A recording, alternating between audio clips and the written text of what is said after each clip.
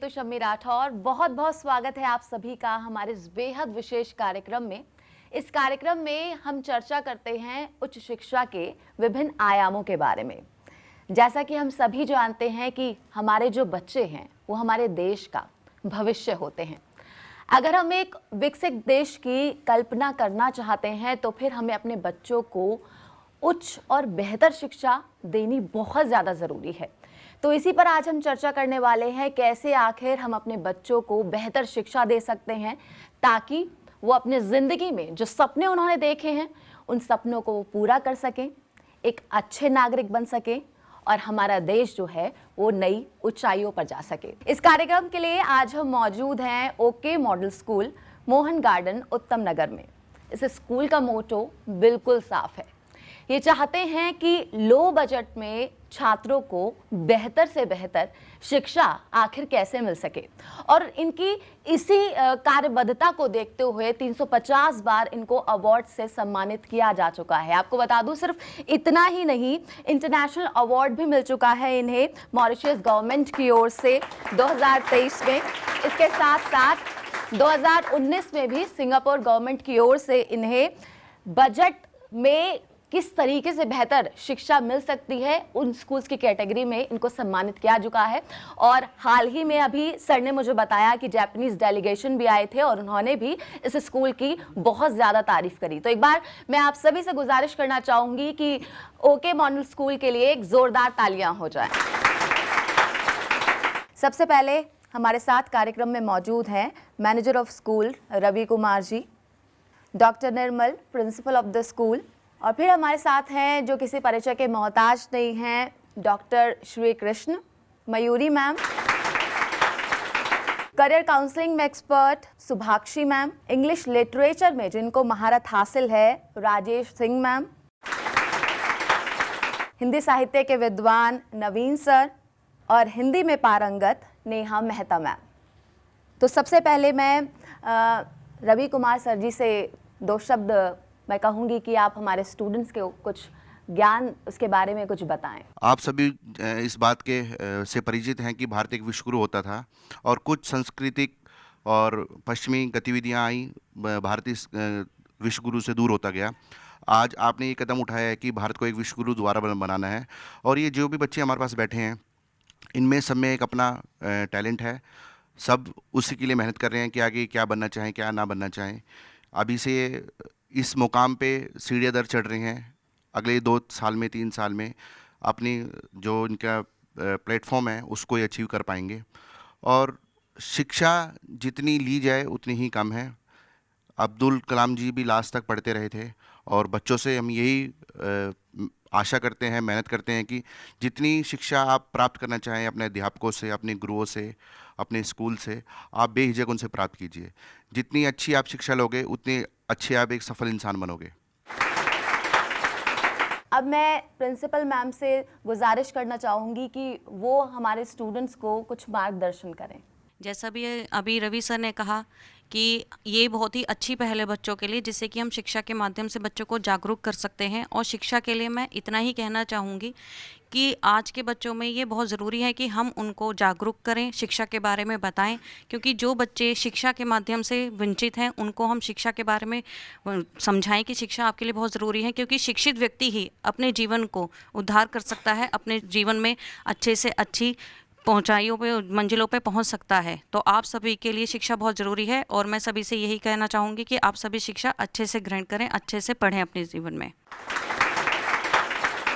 शिक्षा वाकई में हर बच्चे का अधिकार है, मूल अधिकार है, लेकिन इस मूलाधिकार के रहते भी कुछ बच्चे होते हैं जो कि एजुकेशन के अभाव में या फिर कहते हैं कि जागरूकता के अभाव में उन्हें ये नहीं पता चलता कि किस दिशा में वो आगे बढ़े, उनके सपनों को वो आखिर कैसे पूरा करें, जिस चीज़ में उनका इंटरेस्ट है उस इंटरेस्ट को कैसे वो डेवलप करे ताकि वो बेहतर शिक्षा के साथ साथ एक अच्छे जीवन को वो सुचारू रूप से आगे बढ़ा सके और एक अच्छा नागरिक बन सके। तो शिक्षा का मूल उद्देश्य यही है कि जीवन में इंसान सफलता की नई सीढ़ियों पर चढ़े और एक अच्छा इंसान बने। इसी पर चर्चा करने के लिए मैं डॉक्टर साहब से बात करती हूँ। बच्चों में बहुत सारे क्वेश्चंस होते हैं उनके जहन में क्या करें क्या ना करें, कौन सा पाथ चुने, यहाँ जाएं वहाँ जाएं, दोस्तों की सुने, पेरेंट्स की सुने या फिर अपने मन की सुने? मेरी आशा यही रहेगी कि मैं ज़्यादा से ज़्यादा बच्चों की क्वेरीज क्लियर कर पाऊँ और कुछ ऐसी चीज़ें उनके सामने रखूं जिससे उनके आने वाले भविष्य में उनको फ़ायदा दें। जैसा कि आपने कहा कि बच्चों के अंदर बहुत सारे जिज्ञासाएं होती हैं, बहुत सारे अप डाउन्स होते हैं या कन्फ्यूजन होते हैं। नो डाउट हम जब टीन एज में होते हैं तो हमारे पास इस तरीके की क्वेश्चंस, कन्फ्यूजन्स पॉपअप करते रहते हैं। लेकिन सबसे बड़ी बात यह है कि हम लोग प्रॉपर गाइडेंस कहाँ से लें, किस प्लेटफॉर्म से हम ऐसी गाइडेंस लें जो हमारे फ्यूचर को ब्राइट बनाए। तो क्वेश्चन सभी के मन में होते हैं, लेकिन पूछता कोई कोई है। कुछ बच्चे ऐसे होते हैं जो ये सोच लेते हैं कि इन्होंने जो क्वेश्चन पूछा उसी क्वेश्चन से मेरा भी फ़ायदा हो जाएगा। कुछ बच्चों का वास्तव में ही ऐसा कोई क्वेश्चन होता है कि वो सेम सिचुएशन से जूझ रहे होते हैं। कुछ बच्चों का होता है कि हम लोग स्ट्रीम सिलेक्शन कैसे करेंगे, आगे हमारे कैरियर को हम कैसे बनाएंगे, किस तरीके की एजुकेशन लें, कौन से ऐसे कोर्सेज़ हैं जिनको हम करके अपना कैरियर ब्राइट बना सकते हैं। तो ये बहुत सारी चीज़ें आती हैं। इनमें चयन करने के लिए नो डाउट हमारे पास एक दिक्कत आती है कि हम लोग कहीं ना कहीं अपने एक प्रेशर में रहते हैं। वो प्रेशर कैसा होता है? वो प्रेशर पीयर ग्रुप का भी होता है, आपके साथियों का होता है, या आपकी सोसाइटी का होता है, पेरेंट्स का होता है, या आपके रिलेटिव्स का होता है। ये हम लोग सभी भली भांति जानते हैं कि सबसे पहले क्वेश्चन यही आता है कि आप इस फील्ड में जाएंगे, इस स्ट्रीम से आप पढ़ेंगे क्योंकि आपके नेबर, आपके रिलेटिव या आपकी सराउंडिंग ने किसी ना किसी ने उस तरीके से उस स्ट्रीम को लेके कोई गोल अचीव किया है। लेकिन मैं आप लोगों को बता दूं कि सबका एप्टीट्यूड डिफरेंट होता है, तो उस तरीके से आप लोग कोई भी चयन ना करें। सब्जेक्ट का चयन करते वक्त अपनी वीकनेस और स्ट्रेंथ को देखें, आपका आईक्यू, आपका एप्टीट्यूड, आपका इंटरेस्ट क्या बोलता है, और उसी तरीके से आप अपने सब्जेक्ट का चयन करें। जीवन में बहुत से उतार चढ़ाव आएंगे, अप डाउन्स आएंगे, जिनमें आप लोग इन चीज़ों को देख पाएंगे कि इस तरीके के अगर हमने सुझावों को मान लीजिए पीयर ग्रुप की ही मैं बात करता हूँ, तो एक बच्चा क्विक लर्नर है, उसकी मेमोरी बड़ी शार्प है और उसने अपनी चॉइस से कोई सब्जेक्ट चूज किया, लेकिन वो आपका बहुत ही बेस्ट फ्रेंड है। अब आप फ्रेंडशिप के पीछे अपनी भी स्ट्रीम सेलेक्ट कर लेते हैं, अपना भी कोर्स आप चूज़ कर लेते हैं, बट अब दोनों का एप्टीट्यूड डिफरेंट है। जिसने चॉइस के साथ किया वो नो डाउट अपने कैरियर के गोल को अचीव कर लेगा, लेकिन जिसने बायस होके, इन्फ्लुएंस होके उस स्ट्रीम को लिया, तो वो अननेसेसरी एक प्रेशर के नीचे दबता चला जाएगा और वो कहीं ना कहीं अपने गोल से भटक जाएगा। तो सबसे पहली चीज़ यही आती है कि जब आप कुछ करना चाहते हैं तो आप अपने नंबर्स को कैलकुलेट ना करें कि मेरे पास इतने ज़्यादा नंबर आए हैं तो मुझे साइंस लेनी है या मुझे कॉमर्स लेनी है या ह्यूमैनिटीज़ लेनी है। आप ये देखें कि आप कर क्या सकते हैं और किस सब्जेक्ट में आपका इंटरेस्ट है और किस सब्जेक्ट के कॉन्सेप्ट बहुत अच्छे से क्लियर हैं। मान लीजिए आप नंबर गेम में जाना चाहते हैं तो आप कॉमर्स की तरफ जा सकते हैं। अगर आप लोगों का लगता है कि हम टेक्निकली साउंड हैं तो आप इंजीनियरिंग फील्ड में जा सकते हैं। अगर आपको लगता है कि मैं मेडिकल में जाना चाहता हूं तो आप साइंस साइड से पीसीबी के साथ जाएं। तो आपको देखना है कि आपका लिटरेचर अच्छा है, राइटिंग स्किल अच्छी है और आपको पढ़ना अच्छा लगता है, आप ह्यूमैनिटीज़ में जा सकते हैं। सभी एरियाज़ में कैरियर ऑप्शंस बहुत हैं, मल्टीपल जॉब्स हैं। डिपेंड करता है कि आपकी वीकनेस, आपका कैलिबर आपको कहाँ लेके जाता है। तो क्वेश्चंस अपने माइंड में ज़रूर फॉर्म करके रखिए, हेजिटेट नहीं होना, शर्माना नहीं है और क्वेश्चन ज़्यादा से ज़्यादा पूछने हैं, ताकि हम लोग सभी पैनलिस्ट मिलके इस चीज़ का ध्यान रखें कि आपके द्वारा पूछे गए क्वेश्चंस को, की क्वेरीज़ को हम क्लियर कर पाए और आप लोगों को बेहतर ज्ञान दे पाए। अब बच्चों, आपकी बारी। आपके मन में जो भी प्रश्न हो आप हमारे पैनलिस्ट से पूछ सकते हैं। I am Shushant. My question is if someone student is interested in politics, which kind of subject it take to study? Politician बनने के लिए तो सबसे अच्छी बात है कि हमारे भारत देश में कोई सब्जेक्ट नहीं चाहिए। ये एक प्रैक्टिकल चीज़ है। सिर्फ सेवा भाव चाहिए, आप किस भाव से सेवा कर रहे हैं, कितने लोगों से आप परिचित हैं और कितने लोग आपको आदर्श मानते हैं। और इसका बेटा ये है कि आप अगर पॉलिटिशियन में जाना चाहते हैं, आप समाज के बीच में जाओ, आप सामाजिकता सीखो और समाज के बीच में रहना सीखो, समाज की परेशानियां सीखो। इसके लिए कोई पॉलिटिकल सब्जेक्ट या कोई ऐसे क्राइटेरिया हमारी संविधान ने परिभाषित नहीं किया है। एक अनपढ़ भी नेता बनता है और अच्छा काम करता है। सबसे बड़ा एग्जाम्पल है आपकी डेट में हमारे मोदी जी। तो वो कोई लेक्चरर या कोई पीएचडी उन्होंने हासिल नहीं करी थी, सेवा भाव करी है, समाज में काम किया, आज वो देश के प्रधानमंत्री हैं। जैसा कि अभी सर ने कहा कि हमें पॉलिटिक्स में जाने के लिए कोई भी सब्जेक्ट की ज़रूरत नहीं है, लेकिन मेरा मानना है कि हमें जब तक इतिहास नहीं पता होगा तब तक हम शायद से अच्छे से पॉलिटिक्स में जा नहीं पाएंगे, समाज की सेवा नहीं कर पाएंगे, क्योंकि जितना भी कुछ है वो इतिहास में है। तो शायद से बेटा आपको एसएसटी ज़्यादा बेस्ट है कि आप एसएसटी चयन करें, और इससे इतिहास में जाने के लिए आपके लिए बहुत ही अच्छा विकल्प रहेगा। आपको किसी सर्टिफिकेट डिग्री की आवश्यकता शायद ना हो। अगर आप देशभक्त बनना चाहते हैं, अगर आप राजनीति में कोई काम करना चाहते हैं, वो आप कर सकते हैं। लेकिन अगर आप एक बेहतरीन प्रवक्ता बनना चाहते हैं, आपको अगर देश के हर क्षेत्र की नॉलेज ना हो, तो किसी भी डिबेट में अगर आप जाएंगे या आप किसी एरिया में कोई काम करेंगे तो वो आपके लिए डिफ़िकल्ट होगा। तो उसमें सबसे पहली बात ये आती है कि आप एजुकेटेड हों। अगर आप पॉलिटिकल सब्जेक्ट उसमें पढ़ते हैं तो पॉलिटिकल में आपको हर स्टेट के बारे में जानकारी मिलती है कि आपके देश में कितने राज्य हैं, उन राज्यों में किस किस तरीके से काम होता है, हमारी चुनाव प्रणाली कैसी होती है, उसमें आप किस तरीके से आप इलेक्शन लड़ सकते हैं, किस किस पोस्ट पे जाने के लिए आपको क्या क्या क्राइटेरिया फॉलो करना होता है। तो आपकी अपनी खुद की नॉलेज होनी चाहिए। एक आपके लिए गाइड तैयार हो और आपको एक पेपर बना के दे कि आपको जाके ये बोलना है।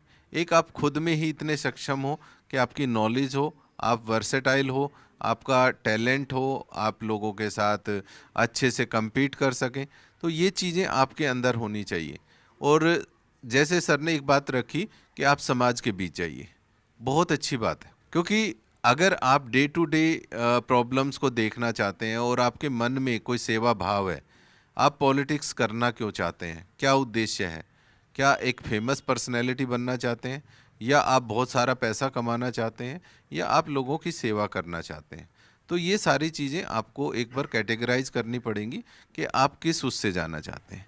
एजुकेशन मस्ट होती है आपकी अपनी पर्सनैलिटी डेवलपमेंट के लिए, आपका इंडिविजुअल ग्रोथ के लिए, आपकी प्रॉपर नॉलेज के लिए, ताकि आप किसी भी प्लेटफॉर्म पे अगर खड़े हों तो आप उस एक पर्टिकुलर प्रॉब्लम के बारे में विद फैक्ट्स अच्छे से बातें रख सकें कि इस सन में इस टाइम ये हुआ था, इस तरीके से हुआ था, इतने लोगों पे ये अत्याचार हुआ था, इतने लोगों ने आंदोलन किया था, उसमें इतने लोग अरेस्ट हुए थे।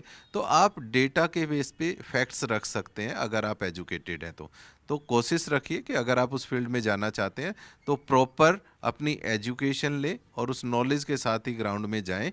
सोशल वर्क भी तभी कर पाएंगे जब आप ये समझ पाएंगे कि मुझे गवर्नमेंट की कौन कौन सी पॉलिसीज़ हैं, इस काम को करने के लिए लोगों का क्या बेनिफिट होगा, मैं गवर्नमेंट की कौन सी स्कीम अपने क्षेत्र में लेके आऊँ जिससे लोगों का पैसा भी ना लगे और फ़ायदा हो।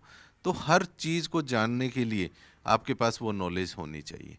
नमस्ते, मेरा नाम शिवा है। मेरा ये क्वेश्चन है कि जैसे कि बहुत सारे बच्चे बिजनेस में जानना चाहते हैं, तो उनके लिए कॉमर्स ऑप्शन जो होता है वो बेस्ट ऑप्शन, लेकिन उनके आफ्टर 12 उन पे ये होता है कि हम कौन सी कोर्स लें। जैसे कि आपको पता ही होगा कि बिजनेस के लिए बहुत सारी कोर्सेज आजकल हो गए हैं, तो हमें बिजनेस के लिए कौन सी कोर्स सही है हमारे लिए, कैसे हमें पता चलेगा, और हमें बिजनेस करते समय क्या किन किन बातों का ध्यान रखना चाहिए। आप अगर अपना बिजनेस चयन कर चुके हैं और आप ये मानते हैं कि मुझे ये बिजनेस करना है, तो इसमें आपकी स्ट्रीम कोई मायने नहीं रखती कि आप 10th लेवल तक आपने मैथ भी पढ़ा है और उससे आपको कैलकुलेशन भी आ गई।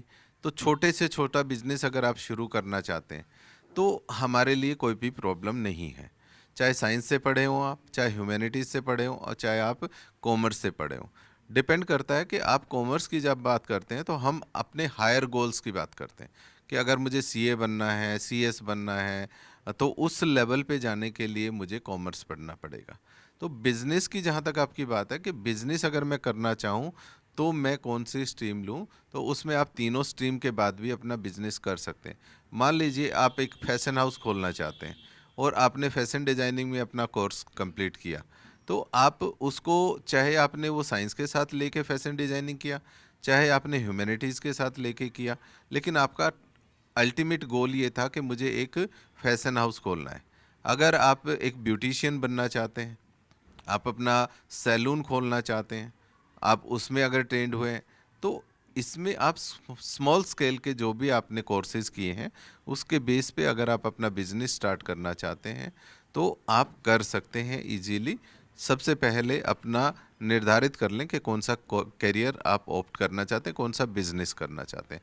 तो स्मॉल स्केल बिजनेसेस गवर्नमेंट की तरफ से भी स्टार्टअप इंडिया के तहत बहुत सारी स्कीम्स हैं जिसके लिए आप लोगों को लोन्स भी मिल जाते हैं और वो आप आराम से कर सकते हैं। एक क्वेश्चन आपका आया था कि उसमें हम किन चीज़ों का ध्यान रखें। तो सबसे पहली चीज़ आती है कि किसी भी काम को करने के लिए हमारा एक प्लानर होना चाहिए, कि हम एक प्लानर सेट करें। उस प्लानर में हमें अपने प्लस माइनस कंपटीशन मार्केट का सिनेरियो एनालिसिस किया हो कंप्लीट। एक चीज़ हमेशा ध्यान रखिएगा कि बिज़नेस का प्रॉफिट भी आपका है और बिज़नेस का लॉस भी आपका है। अगर आप गवर्नमेंट सेक्टर में हैं और आपकी जॉब लग गई है तो जॉब से आप सैलरी लेके अपने घर जाएंगे ही जाएंगे, आप किसी भी कंडीशन में हो। लेकिन बिज़नेस अगर आप कर रहे हैं तो बिज़नेस को आपने हर कदम पे परखना होगा, उसके साथ compete करना होगा, कदम से कदम मिला के चलना होगा कि आज की सिचुएशन की डिमांड क्या है।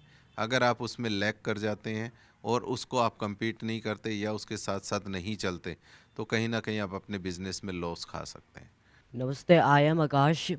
और मेरा ये क्वेश्चन है कि जो स्टूडेंट्स या फिर कोई भी होता है वो कोई भी चीज़ को करने से पहले काफ़ी ज़्यादा नर्वस हो जाता है, जिसकी वजह से वो अपनी काफ़ी सारी अपॉर्चुनिटी, जैसे अगर स्कूल में कोई फंक्शन होगा और उसमें काफ़ी सारे बच्चे पार्ट लेंगे, लेकिन कुछ बच्चे जो करना चाहते हैं लेकिन वो नर्वस हो जाते हैं इसलिए वो उसमें पार्ट नहीं ले पाते, तो वो उसमें पीछे रहते हैं। तो हम अपनी नर्वसनेस को कैसे कम कर सकते हैं?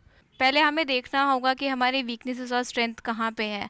अगर हमारी स्ट्रेंथ बोलने में है सो हमें उसे और ज़्यादा एनरिच करना चाहिए, उसे और बढ़ाना चाहिए। देन वीकनेसेस जो भी है हमारी, इफ़ हमें खड़े होना नहीं आता है या वॉकिंग एनीथिंग, तो उसमें हम इम्प्रूवमेंट करना चाहिए। हम ये नहीं कह सकते कि वीकनेस है तो हम इस पे काम नहीं करेंगे।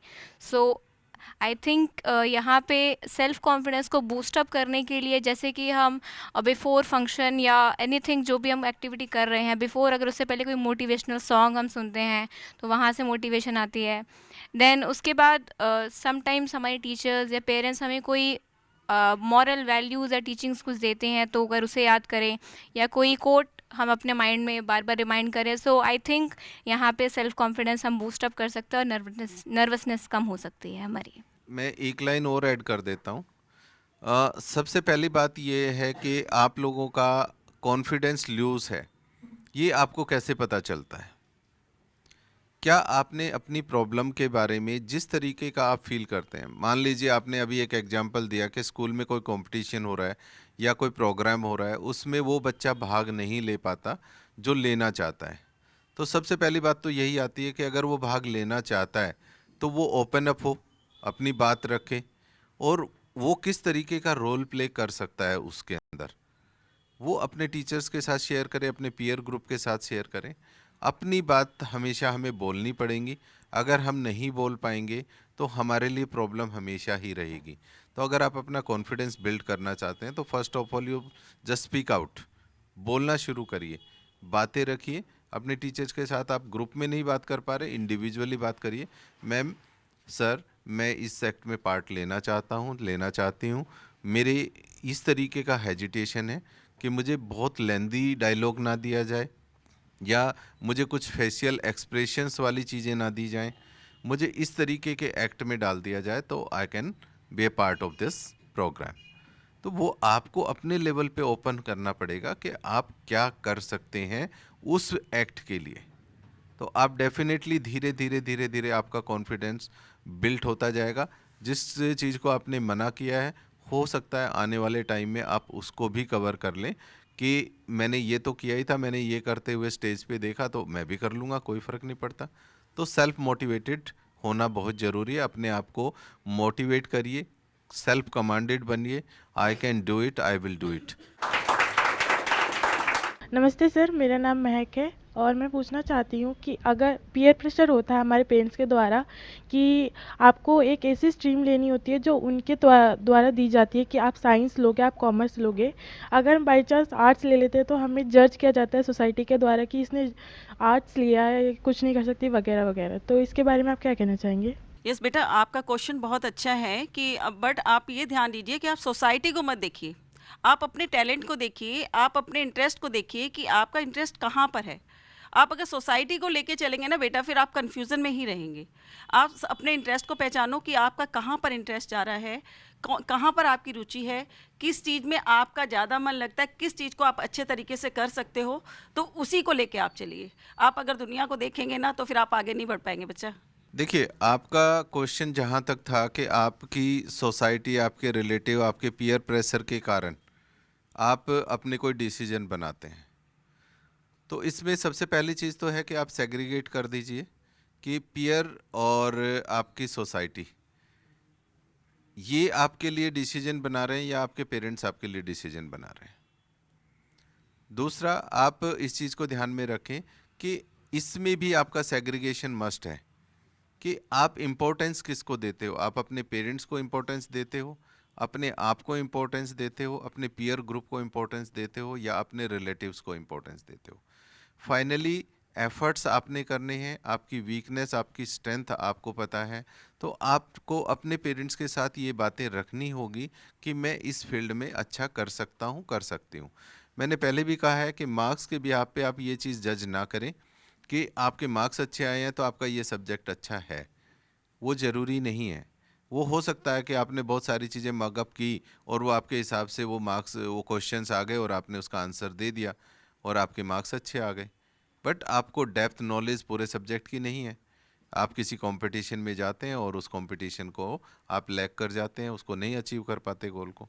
तो आपको अपनी वीकनेस और स्ट्रेंथ अपने पेरेंट्स के साथ शेयर करनी होगी। सोसाइटी, अगर आप ये मान के चलते हैं कि सोसाइटी के प्रेशर को देख के आप कोई भी सब्जेक्ट चूज कर लें, तो ना आप अपना सपना पूरा कर पाओगे, ना आप अपने पेरेंट्स का सपना पूरा कर पाओगे। तो जीवन में हमेशा एक चीज़ का ध्यान रखिए कि मैं के लिए काम करिए, कि मुझे क्या अच्छा लगता है। अच्छा इन द सेंस ये नहीं है कि मुझे तो वीडियो गेम खेलना अच्छा लगता है, मैं तो वही खेलूँगी या खेलूँगा। नहीं, आपके कैरियर गोल के लिए आप बिल्कुल एक्टिव रहें कि आप क्या कर सकते हैं। बाकी का जो बर्डन है, सोसाइटी, रिलेटिव्स, उन सबको थ्रो कर दीजिए, उसको बिल्कुल भी माइंड में मत रखिए। अपनी वीकनेस, अपनी स्ट्रेंथ को माइंड में रखिए। उसी चीज़ के लिए पेरेंट्स के साथ हेल्दी डिस्कशन करिए। उसकी वीकनेस, उसकी स्ट्रेंथ, उसकी हर्डल्स, उसका कंपटीशन, वो सारा का सारा पेरेंट्स के साथ बैठ के डिस्कस करो कि अगर मैं ये चीज़ ऑप्ट करती हूँ तो मेरा टारगेट है कि इस फील्ड में जाना, इस फील्ड में मैं अगर जाती हूँ तो यहाँ पे इतना कंपटीशन है, इतनी वैकेंसीज गवर्नमेंट सेक्टर में है, प्राइवेट सेक्टर में ये ऑप्शन है, और ये कुछ भी नहीं तो मेरा अपना सेल्फ बिजनेस में भी मैं जा सकते हूँ। तो जब आप इस तरीके से साउंड होंगे तो सोसाइटी में अगर आप ऑफिसर बनते हैं तो भी उन्होंने कोई अप्रिसिएशन नहीं देना, आप नहीं बनते हैं तो वो आपके घर पे आके कुछ नहीं बोल सकते अगर आप साउंड हैं और आप काम कर सकते हैं। हमेशा हमारा बिहेवियर अच्छा होना चाहिए, पोलाइट होना चाहिए, लेकिन हम किसको कितनी इम्पोर्टेंस देते हैं वो हमारे खुद के हाथ में होनी चाहिए।